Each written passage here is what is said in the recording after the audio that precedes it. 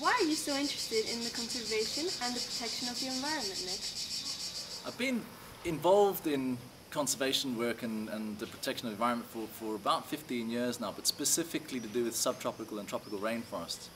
And I became more and more interested in it as the years went by, and now it's sort of become a sort of lifelong passion, and now I want to sort of spread the word and get the message out to a much wider audience. Mainly because I can't hack it anymore with a heavy rucksack on my back. I'm getting a bit too long in the tooth for that, so I'm thinking about trying to use my experiences and what I've learned to sort of get to a wider audience and get the message across, the conservation message, but especially for tropical rainforest, subtropical rainforest. And the reason I'm so interested in conservation in those areas is because very few people realize just how important tropical and subtropical forests are. For example, if you imagine the entire planet Earth surface area, only 2% of that surface area is tropical forests.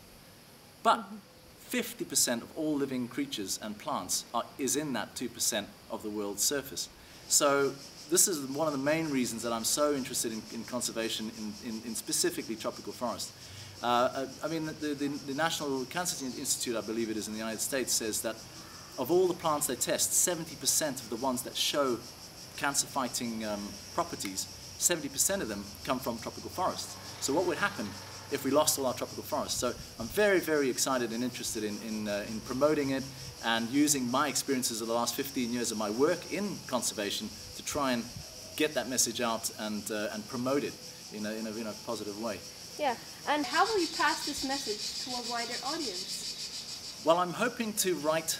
I am writing at the moment books that have an adventure theme, a fun adventure theme that take people with, I can take people into the forests with me on an adventure based on my experiences, but of course in story form, aimed at 10 to 12-year-old, maybe up to 14-year-old young people, because they are the future. They're the people who are going to be the leaders and the community organizers and the people that matter in the future are the children. So basically, I want to reach them.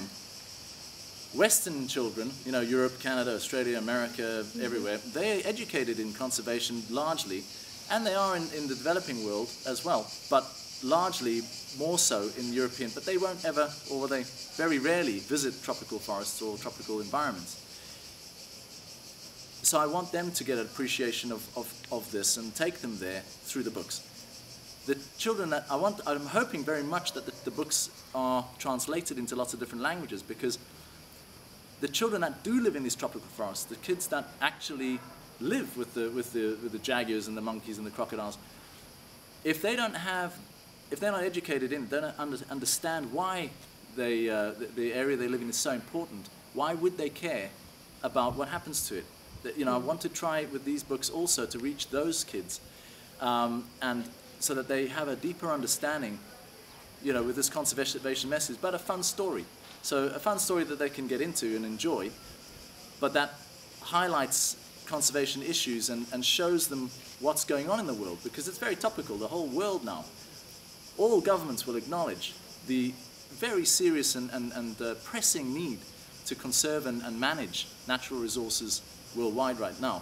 So, this is my hope. My hope is to write these books, aim it at that target audience of the youth that's coming up, and try and get that message out, because I really think it's very, very important, and it's really what I want to do now that I've finished 15 years of, you've burned off all the mold, shaved off all the mud and dirt, and I'd like to try and use my experiences as a base for writing stories that are fun.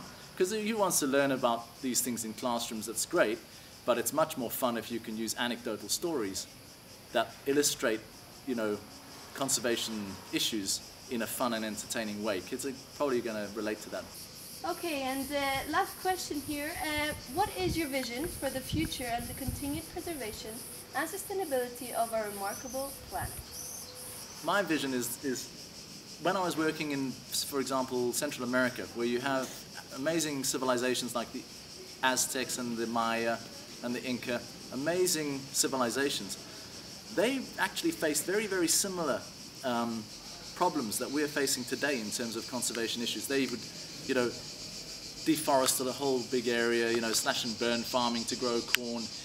They had water resource problems, and actually a lot of these civilizations, it may have been the cause of their downfall because they were not able to conserve or properly manage their natural resources, and that could have actually possibly have led to their collapse. Now I see that on a global scale now. I see that happening globally, not just in these ancient civilizations. I see us as the human race growing and expanding so rapidly that now this resource issue, and as civilization we have now, that's so dependent on all these resources, if we don't manage them and conserve them, and it's critical we do, and everybody's trying their best to do it, but there's always very big room for improvement because we're not really doing as much as we could do, then we may collapse. So the idea is, that's how I see the future. We need to learn the lessons of history, or we're going to be doomed to repeat it. I know it's a saying that people use all the time, but it's absolutely true.